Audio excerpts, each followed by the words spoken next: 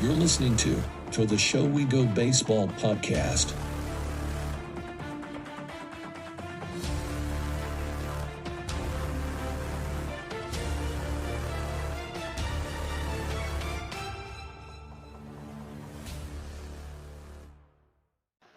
What's going on, everybody? Welcome into episode 44 of To the Show We Go. And we got Chris Enrique and myself, Andrew Parker.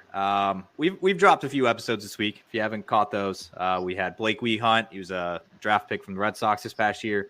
We had Jamie Westbrook, who came over from the Yankee system, and he is the newest Boston Red Sox. So that was a great episode. And then we had Woo Sox manager Chad Tracy on as well. So if you haven't listened to any of those, please go check those out.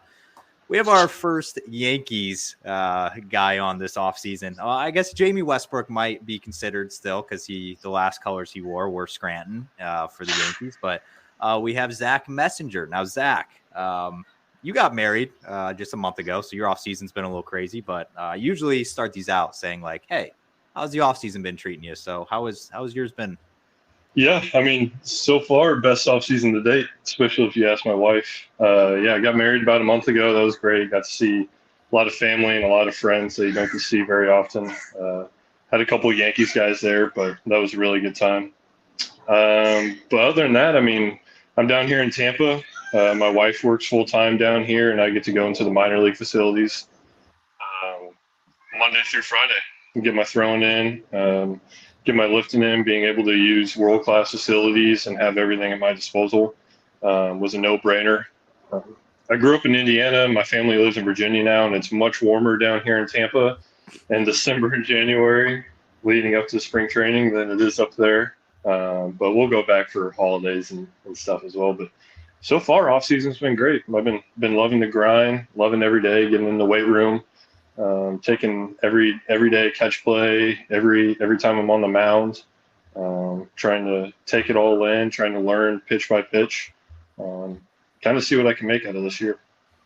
I was gonna comment, your background there looks nice and sunny. I don't know if you can see out this window right here, but I'm up in the good old Northeast, and it's cold. It's like 20 degrees outside. It's dark at 4:15, and I'm pretty jealous of the Tampa living this offseason. So yeah, tough to complain down here.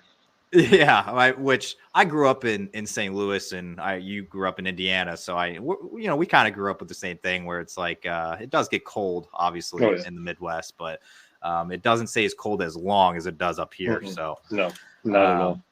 All right, so I did want to dive in a little bit. You obviously just came off of a season where you saw two different levels. You were in high A, and then I think you got a very small glimpse in double A with Somerset. So I guess just talking just baseball wise, like how did your 2023 go for you?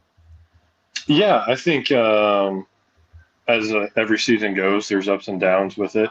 I was pleased with how the season turned out. It was my first full professional season as a full-time starter. I came into the Yankees as a reliever, was a reliever besides some spot starts coming out of college.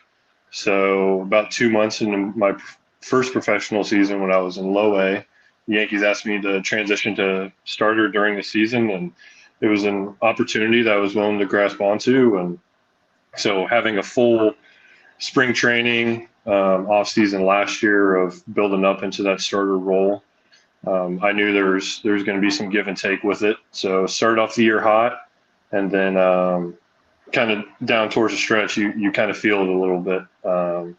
Threw more innings in one season than I had in about 4 years leading up to that between high school and college. But that's okay. And it's something that I see myself as a starter.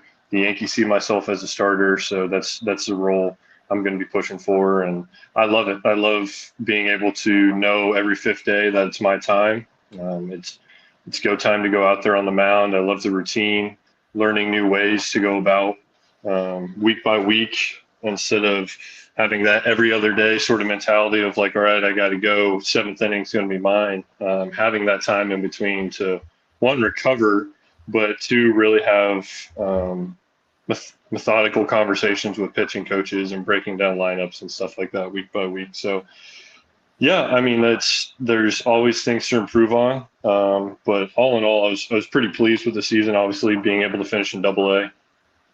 Just to get a taste of that was great. I was very excited. My family was very excited. Got to watch a lot of good baseball being played there down the stretch. It was a tough way to finish out in the playoffs in Binghamton, but yeah, being around those guys, being around the Double A clubhouse just made me want to get back into it that much quicker going into the season. Yeah, and it's just a follow up on what you were saying on now that you're just focusing on starting. That was something you did at Virginia. Were you a full-time starter when you were in college? So I was majority of my innings were relief right out of the pen. Really? I'd say my first year at UVA, I had 4 or 5 spot starts, midweek starts. COVID happened my sophomore year. I think I had 1 start that year, and then another 4 or 5 at UVA my junior year. So more spot starts, more like midweek, kind of shorter inning, saving the bullpen type starts. It was obviously what I did growing up. I was a starter going into college, as most guys are, and then you kind of make that transition. So then I got to transition back in professional baseball, which was something I genuinely loved. I feel like it's usually the opposite way. I feel like you always see guys that were predominantly starters in college go to the bullpen once they get drafted and kind of go up. But I feel like you did the opposite direction. So that is interesting to kind of see it the other way around. Yeah, I mean, a lot of people have told me that, but like I said, it's an opportunity. When my pitching coach in Tampa came to me and asked me if that was something I was comfortable to do, I jumped right at it. I mean, it's any opportunity I'm going to be handed in this organization is something that I'm going to trust, and something that if they have the confidence in me to be able to be a starter in the Yankees organization, then I'm going to as well. And every ounce of effort I'm going to have is to build myself to be the best starter instead of the best reliever in the Yankees organization. So it's a role I'm jumping into. I'm learning to love it again, which is great. And it's something I'm really excited to see myself build going in this season, seeing my innings go up and my workload go up, and go from there. So this is going to be probably the second hardest question. Not really a hard question, but just not really tough either. I don't know how to explain it, but we've seen quite a bit of arms be traded out of the Yankee system this offseason, whether it's between the Red Sox trade and then I think they maybe sent one out in the Dodgers, or no, they sent out Sweeney, but they sent out 3 arms in the Red Sox deal. So there was a guy in AAA / Major League, there was a guy in AA, and then a guy that had just been drafted this year. But did you did it surprise you at all to see some of the guys go that did go? Person by person, I mean, it's always tough. You've got buddies, you've got guys you've met in spring training, guys you played alongside. It's tough to see guys go. I mean, Richard Fitz is one of my best friends, and you guys just picked him up. I mean, he's a really good baseball mind and just an all-around good guy. And so seeing guys like that go off is tough. But you also, as their friends and as their colleagues, you respect their craft, you respect that what they're doing, and that other organizations see them as a good fit, and their organization is really good for them. It's new opportunities. And at the end of the day, it's the business of baseball. We're in an entertainment business, and we're in organizations that are here to make their orgs better, and they're going to seek opportunities when they see fit. So it's nothing surprising. I mean, we're the Yankees, and we hold a high standard at the big league level. It wasn't the best regular season for us last year. So we all kind of figured moves were going to be made, and with that comes a couple of tough goodbyes. But again, you're seeing buddies go off and have really good opportunities at potentially higher levels for other organizations. So at the end of the day, you just cheer on for their success, and then you get back to focusing on what our org is here to do, and it's here to win at all levels.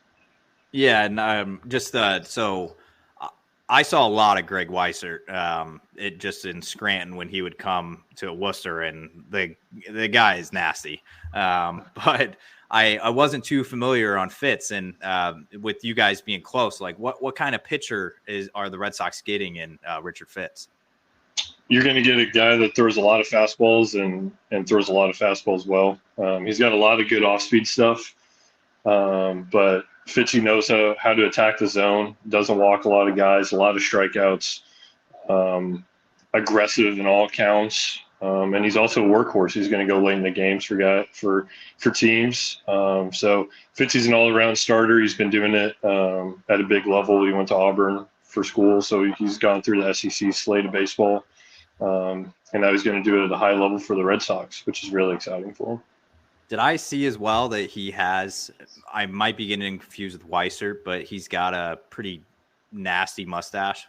That'd be Weiser. Weiser's been rocking that mustache for a while. That one's tough to beat. And I mean, with the Yankees and their facial hair policies, you see a lot of good mustaches in and out of the organization. Obviously, guys that leave kind of take it with them. So I don't know. Maybe Greg might go full on beard. Maybe Fitzy, who's been clean shaven since the day I met him, might go full on beard. And we'll see. Yeah, I was curious about that. I forgot to ask Jamie Westbrook when he came on, but I didn't know. So that's like a whole org. That's not just the major league team. Like you guys in Somerset and in Scranton and below all have to have the facial hair policy. Yep, it's part of the player handbook. Whenever you first get drafted, it's still part of it. So I've tried to rock the mustache a little bit. I didn't mind it. My wife hated it. So there's some give and take there.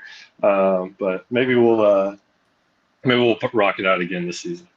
Yeah, no, it's I told Westbrook, I said that was the one thing that I that I always took away is every time Scranton came in town, I would see his face up on the board and he just had that nasty mustache. It was, and him and Austin Wells, Wells was rocking one in the photo, and I'm just these guys, that's an underappreciated thing. I know the facial hair thing, it's getting some heat because it's oh, why not just get rid of it? But you do have some good mustaches because of it. So exactly.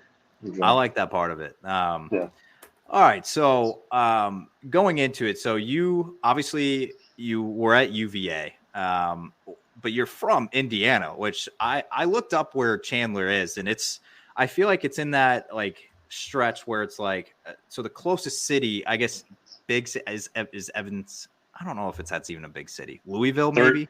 Third largest city in Indiana. I believe really? Louisville's bigger, but Evansville's behind Indianapolis and Fort Wayne. So we hold proud of that. We try to let everyone know the state. But okay. Yeah. My question was going to be, okay, so obviously you're from outside Evansville. I know Louisville's not too far down the road. But what drew you to Virginia?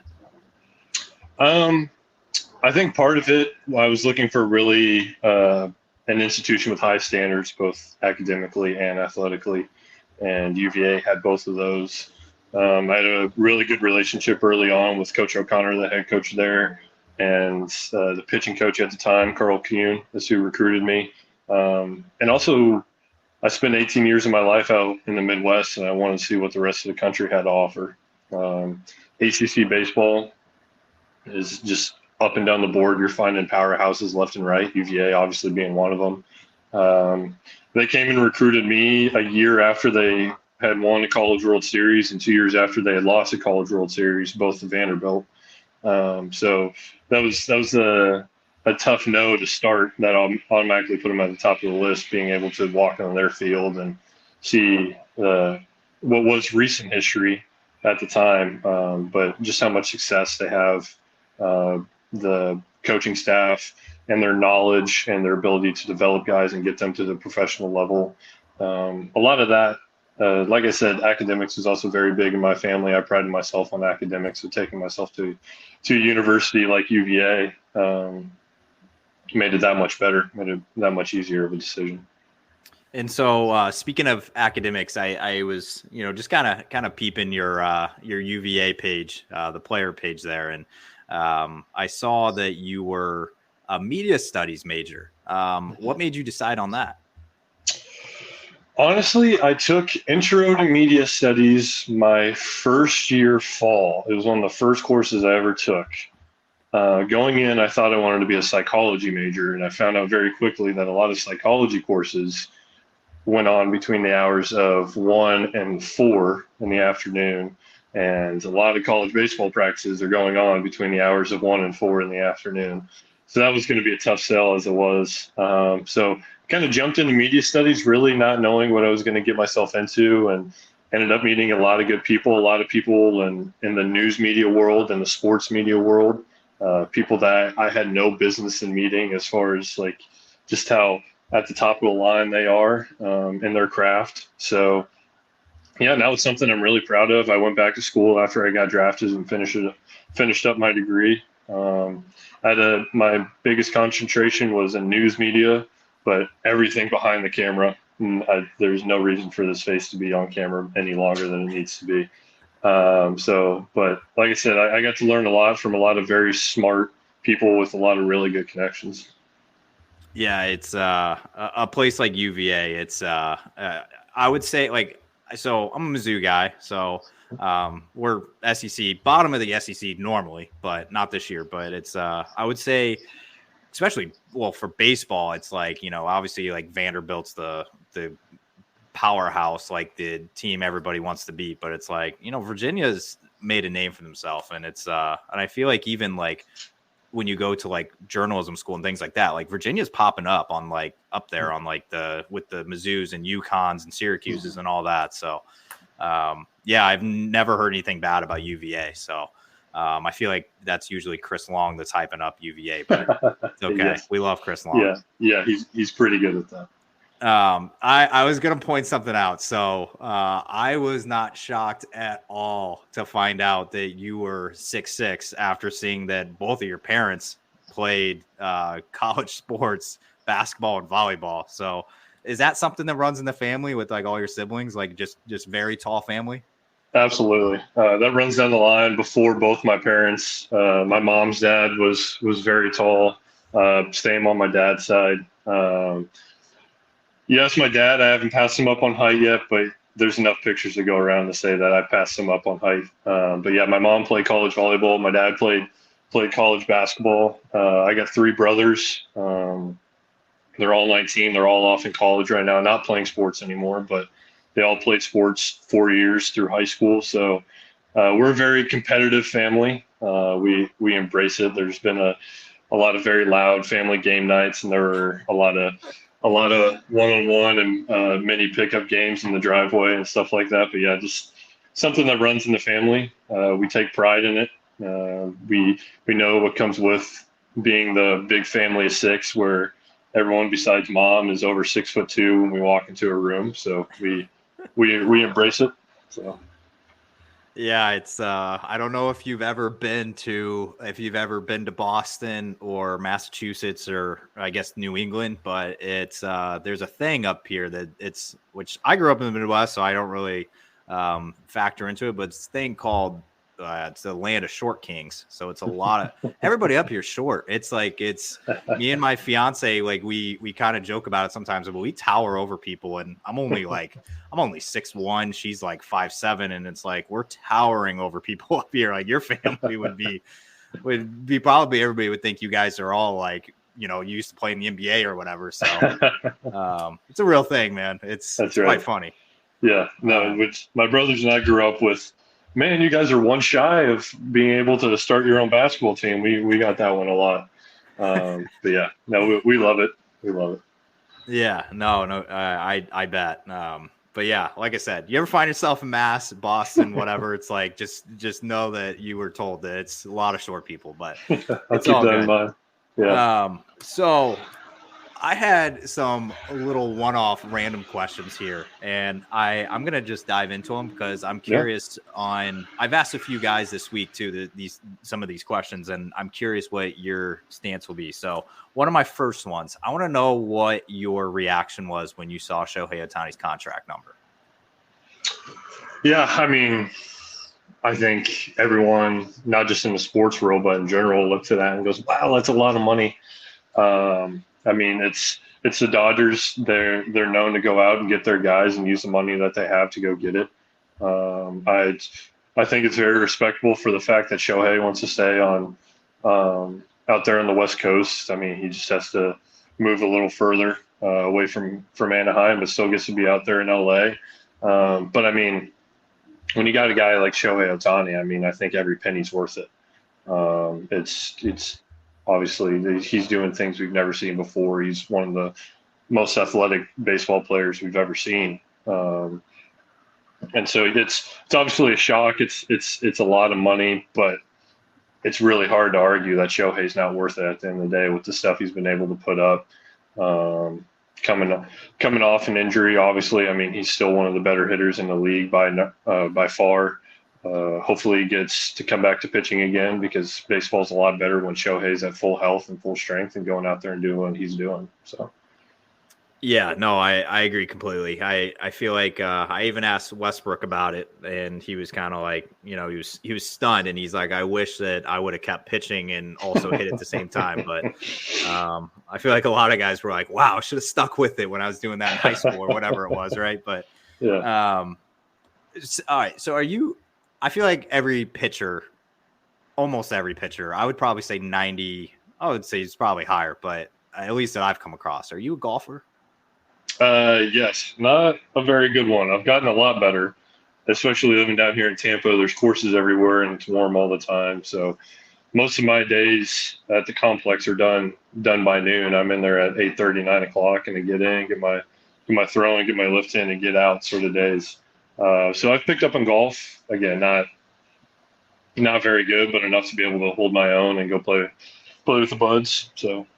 Just like everybody else, man. It's exactly. Like we all a whole bunch of weekend warriors. We all are. Yeah. Every single one of us. What's the so my question here, what's the worst part of your golf game? No, you're good.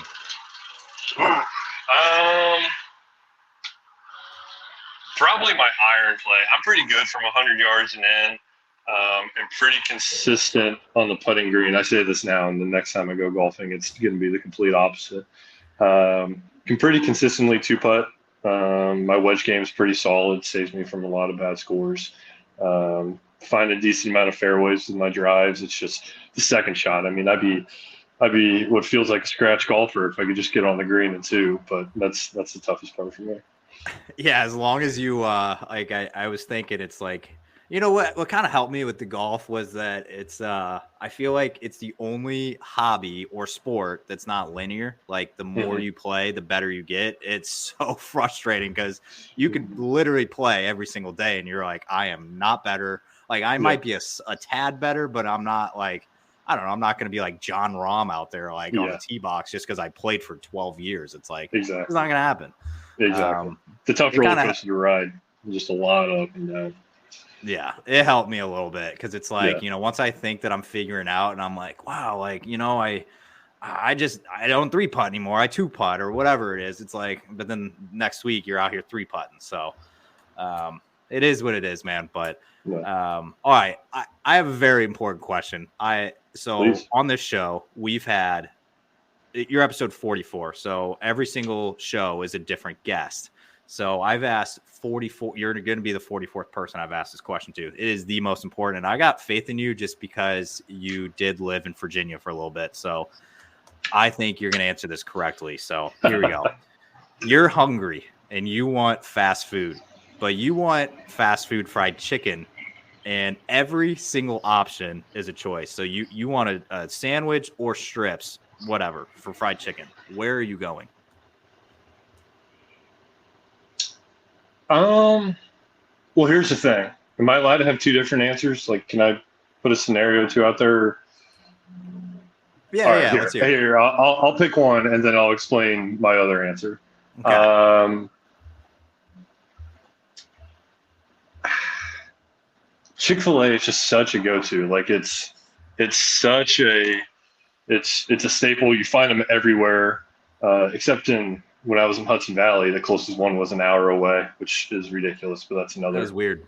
That's another thing. But yeah, Chick-fil-A's are just too easy to come by, and you can get all different sorts of things. If I want strips, I'll go strips. If I want nuggets, I'll go nuggets. If I want a sandwich, like there's such a big menu with it. I will say though, guilty pleasure chicken place for me, and you can thank my wife for this, is Bojangles. Bojangles came out of nowhere, was a dark horse, and never had it before until I got to college and met my wife.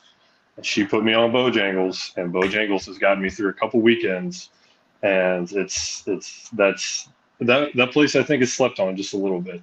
Very small menu. They do a couple things pretty well, and that's about it. But yeah, if I had to pick a go-to place, it'd be Chick-fil-A for me. All right, wrong answer, but That's all right. it's the most given answer on the show. Like I feel like like I said, I've asked it 44 times. I've gotten Chick-fil-A probably, gosh, I've probably gotten it like 38 times out of the 44. And my favorite is Zaxby's, and Fair. Zaxby's is good. It's just not Yeah. like all over the place, but Yeah. Bojangles, I love Bojangles. The what is it? The blueberry biscuit or whatever in the morning. Oh, that's gotten me through some mornings before. Exactly. Those are tough to beat. That's our first Bojangles. Yeah, Zaxby's so they just put a Zaxby's in my hometown, like right before I left for college. I don't even know if I ever went to it. Really wasn't in it. The Zaxby's is up there though. I didn't give Zaxby's as much thought as I probably should have. I think Chick-fil-A is still over Zaxby's for me, but I'll also do a chicken sandwich every once in a while too when I need it. So. Okay. Yeah. I mean, it's very consistent. I feel like that's like the overall theme every single person gives me with Chick-fil-A. They're like, you know what you're getting. It's the exact same. You can get it in like every state, it seems like, I guess, except for Hudson Valley. Like, I guess currently you got to drive an hour up the interstate from Hudson Valley and Poughkeepsie to be able to find a dang Chick-fil-A. Yeah, that's crazy. You don't hear that very often anymore of having to drive that far to find one. You're telling me. I spent 5 months up there and I was going nuts. Every road trip though, that was one of the first places we go find though, I will say. Well, I live in an area where there are 0 Zaxby's, so I'm going crazy. So once I get down to Fort Myers in February for spring training, that's the first place I'm going. So absolutely, there's quite a few up there. Yeah. So you obviously play golf a little bit. You know, do you watch it at all? A decent amount. It's you see it on a lot in a lot of clubhouses. Every clubhouse I played in, there's been guys that golf enough to where the Golf Channel's on, or if there's a big tournament on Sunday, we're going to put it on the TV before a game and stuff like that. I grew up. My dad likes golf a lot, kind of a weekend warrior sort of thing as well. But I grew up coming downstairs on Saturday and Sunday mornings before anyone else but my dad was up and it was on. So I like it. I think it's peaceful. I can sit there and just stare at the screen and watch guys hit good golf shots and sink big putts for 2.5 hours and look up and it's 2:00 on a Sunday and I haven't done anything yet. But so my question was going to be, I don't know if you probably have done I don't know, but I'm just going to ask it. So Shohei's contract, obviously crazy. Did you see Jon Rahm's contract with Liv? I heard he went over to Liv. I figured it was for a lot of money. I honestly didn't look too big into the details of it. Okay. But I figured it's a lot of money. Yeah. So Liv rules. Yeah, it's huge. So I was going to ask you which one you were more surprised about, but if you're not really into golf as hard as some other guys, I get it. So I mean, I understand that there's obviously the background with Liv and everything. And I mean, they're similar to a lot of sports organizations across all of North American sports where some orgs have the money to go out and get their guy and guys that are going to be headliners the second they put on that jersey, join the team, whatever. So, and Jon Rahm obviously is fighting for the number 1 spot every single year and he's in every big tournament. How could you not want to go out and pay the money to have a guy like that in your league to build a brand that they're still trying to build? They're still trying to make bigger with every step they take. So again, I respect the side of the one point of owning such an organization as Liv is to continue to build it. I mean, they're fighting, they're trying to beat out the PGA and TV deals and stuff like that. And to be able to do that, you got to go get the big money. So. Yeah, they're printing money, so it's insane. But yeah. All right, so switching lanes a little bit. How hard was it for you? You were a multi-sport athlete in high school. You played basketball and obviously baseball. How hard was it for you to give up basketball? Honestly, I'd say it was pretty tough. Basketball is religion, especially high school basketball is religion back in Indiana. My wife and I were just there recently and she walks in and every Friday night game is packed and the gyms are always huge. And she's like, man, this this is just crazy. I didn't think it was like this. This gym is it's just so big. There's so many people there, and I was like, this isn't even the biggest gym in our conference. I think this is the third or fourth biggest gym in our conference. Like it's stuff like that.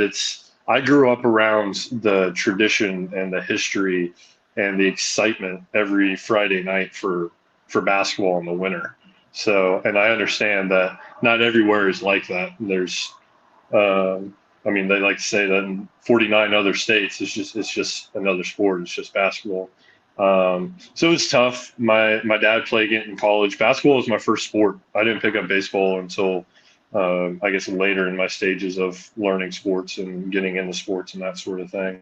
So it was something that was a little bit tough for me, but I'm also not going to miss running up and down the court for 30 minutes at a time. I think I gave up basketball to go play college baseball, and I came back home in the winters to play basketball against my brothers, and they just ran me straight to the ground. Like that's a different kind of being in shape that back when I was a much skinnier kid, I could run around and play. So I miss basketball. I made a lot of my best friends are from playing high school basketball and growing up playing travel basketball. But baseball is just something that I could go out there every day and thoroughly enjoy, enjoying the grind of it. So would you, I've never been to a basketball game in Indiana or anything, but would you put Indiana, like high school basketball, up on the same level that would, or say like football is in Texas? 100%, without question. It's not, it's not big. Like where I grew up in the St. Louis area, and basketball was obviously a thing. I think it's a thing everywhere in the United States, but it was not big. Yeah, it's surreal almost as a high school kid to walk into a gym that's jam packed that can hold 10,000 people for a regular season basketball game. And that's just how it is there. I mean, you see all these football stadiums in Texas that rival a lot of college stadiums, and they fill those seats up. And it's the same way in basketball in Indiana. I mean, small cities that close down. It's exactly. If you ever watch Hoosiers, it's still like that to this day. I mean, the whole city shuts down to come show support. Student sections, parents, former players, administration, everybody. It's like I said, it's religion, it's life down there. I love that. It's like you said, Hoosiers. It's like a movie pretty much. And that's you grew up like watching the Friday Night Lights and stuff like that with like football in Texas, and you're like, wow, it's like that down there. Like the whole town shuts down. Like I didn't grow up in a town like that, but it's kind of cool to hear that Indiana's doing that for basketball. So yeah, 100%. It's not like that. It's not like that in the Northeast. It's not like that in the Midwest, I guess. I don't know if Indiana's considered Midwest. Oh, we're definitely the Midwest. Yeah, 100%. I don't know. I got an argument about that. That's for a different podcast, different time. But somebody was trying to tell me that like Michigan was the Midwest or Minnesota or something. I'm like, what? It's bordering Canada, but that's a whole other discussion. Yeah, exactly. All right, so I have a few more baseball related ones before I don't want to take up your whole evening here, but I have a few last baseball ones. So for somebody that is not familiar with you, obviously you've gotten to make a start in AA to end the year. So you've gotten your small brief taste at the AA level. But for people that aren't that don't know you too well or know what kind of pitcher you are, like what kind of pitcher would you say? Like how would you explain like your pitching style? I try to go out there, and I'm very much. I like to be an aggressive guy, as far as just my competitiveness, treating each at bat one as a chess match, but it's a one-on-one matchup. You get a guy out, he gets a hit, whatever. It's on to the next one-on-one battle sort of thing. I like to use my brain to my advantage. I like to use my scouting ability, my ability to read a scouting report, see a guy's tendencies on paper and in film, and go out there and execute against them. Love my slider a lot. My slider plays really well, righties and lefties. Being able to spot my fastball whenever my fastball's on, I feel like I'm pretty tough to beat. And I'm coming in with a new love for a changeup and a curveball that I've had since high school. But the fact is just I love each day trying to learn something new and getting better each day with baseball, and I think that shows out there on the mound where I'm able to go out there and even without my best stuff, get guys out ways to get through that game because ultimately I've got 8 other guys who I'm pitching for to get us through that game, to eat up those innings, to keep us where our offense can go out there and do what they do. So I'm very, very team oriented. I'm going to be the biggest cheerleader, whether I'm out there on the mound or in the dugout for our guys. I'm 100% committed to what I'm doing out there. But yeah, I like to be aggressive. I'll yell and scream sometimes at myself.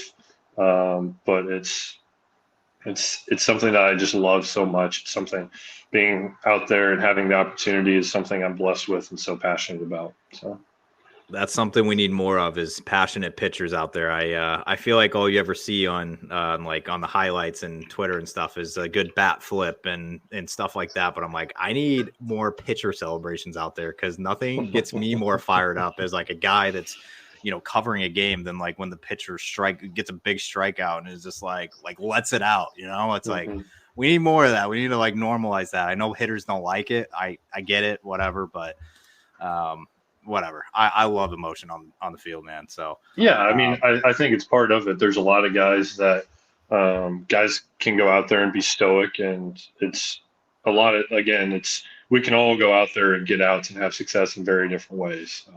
There's times and places in games. I mean, I'm not going to go out there and show a whole bunch of emotion when we're up big or down big or anything like that. But there's definitely a time and place for it. If a guy wants to hit 450 off of me in a very big crucial part of the game, they've been scratching for runs and something like that. Like I respect it. I mean, this is a two-way street when it comes to this sort of thing. But yeah, don't be upset if I also get a big strikeout with runners in scoring position and I respond accordingly. So yeah, I like it. I think we need to see more of it. I think we're starting to, but so. Something I noticed what you had said about you found a new love for a changeup. So is that something that I was going to ask you before you said that, but then you kind of were talking about your pitch mix a little bit, but going from a reliever role to a starter role, did you find yourself in a position where like, okay, I need to pick up another pitch for my arsenal here? Yeah. So I came in, I've always had the curveball. It's the same curveball, same grip that I've thrown since high school. I was able to get high school hitters out on fastballs and curveballs. I went to UVA, developed a slider that I had a lot of success with, and with the Yankees, we've been really dominant in developing sliders, and you see it at all levels of our organization, and they did the same thing for me, so that slider's become a real weapon for me. But yeah, obviously being a starter, having something in your toolbox, like a good changeup that you can throw to righties and lefties, and you use it in the right counts at the right times, certain points in the lineup is obviously something that I want at my disposal. I'm always searching for ways how I can better myself and put myself one step ahead against that hitter in that one-on-one matchup. So yeah, it's something I'm taking pride in, being able to throw 4 pitches, all for strikes, all compete with those 4. I mean, it's one more thing that guy in the box has to think about. So, yeah, it's something I hear a lot, especially for guys that are transitioning the other way. Like I was talking about earlier, it's like I feel like just meeting a lot of the guys that were starters in college, and then they transition to the bullpen, and they're like, well, now I don't need to throw this extra pitch. But you're coming from the other way, where it's like, okay, I might need to add another pitch to obviously like go longer in a game and just be able to throw different stuff to different guys. So definitely interesting to hear it that way. I have one last question here. Also, I was seeing how depressing. I don't know if you can see out my window over this shoulder how dark it is, and your background is bright. But the sun's going down a little bit, but I've still got probably another 20, 30 minutes. I see it. It's pretty dark. I noticed it earlier. That's funny. My goodness, dude. It's that started happening at like 4 something. But all right, so I got a last one for you. I don't know if you're a goals guy or not, but I want to ask, not that if you have any goals that you want to achieve for next year, but outside of stats, like what type of things are you wanting to accomplish by, the end of the season in 2024? I mean, obviously, there's not many better feelings as a minor league player feeling whenever you get that call into the manager's office about being promoted. I didn't have that opportunity my first pro season. Last season, I got the opportunity right at the end of the year, right before our boys in Hudson Valley went off to make a playoff run, losing to the Greenville Drive of the Boston Red Sox, sadly. But yeah, it's one. I think I'd really like to see I want to see how I build as a starter. Having a full off season, learning from last year with a full season as a starter. I threw 108, 110 innings or something last season. Seeing myself build that to 150 plus, what that looks like for me. Being able to go longer in the games and find myself grinding just the same as I am in April whenever it comes to September and playoff baseball comes around, sort of thing. So seeing myself grow, it's tough too. Like, I'm an analytical guy, but for us to get to that next level, whether it's AAA, whether it's the bigs, whatever, it's tough not to pay attention to the stats, because stats are success in a lot of eyes of these front office people. And that is how it is. So obviously, like, getting the opportunity to get promoted, I'd love to be on a championship winning team. I think there's a lot of guys in this organization up and down that are going to be able to help us at all levels win championships. And whether I'm in AA, AAA, or what have you, wherever the Yankees see me as the best fit, just going out there and being a part of a successful team that's given the same passion for the game that I have. So. And just this comment, don't feel bad about losing out to the Greenville Drive. They were an absolute wagon all season long. So I've heard. Yeah, I faced Greenville when you guys had Meyer out there. You had Blaze Jordan out there. You had all your boys early on in the season there, and a beautiful ballpark, by the way. I loved playing in Greenville. Fans showed out. It was loud. There's energy all over the place. You could feel it in the dugout. You could feel it out there on the mound. A really fun place to play. That team was loaded, and you had guys move on. And from what I could tell, I mean, it was just kind of like next man up mentality. So. Yeah, I think Greenville is sneaky, like, underrated, like, baseball side, like, just as a town. Like, I enjoy Greenville a ton. I feel like there's a ton of stuff to do down there. It's very, like, it feels like it's very clean. Like, I don't know.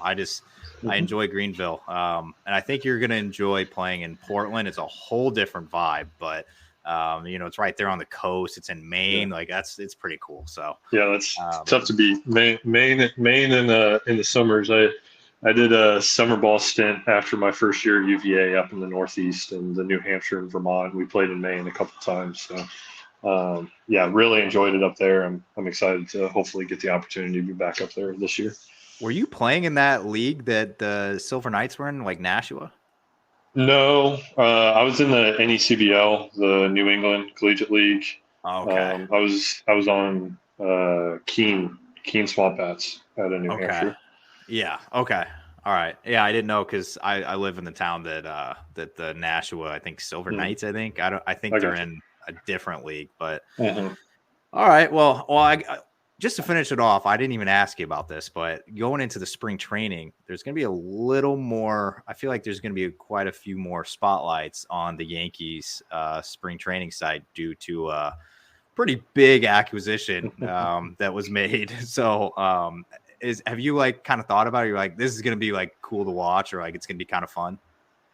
I mean, obviously every spring training, having the opportunity to be around guys like Garrett Cole and Aaron Judge and those guys I watched growing up, even before I got to college ball, and having the success that they've had.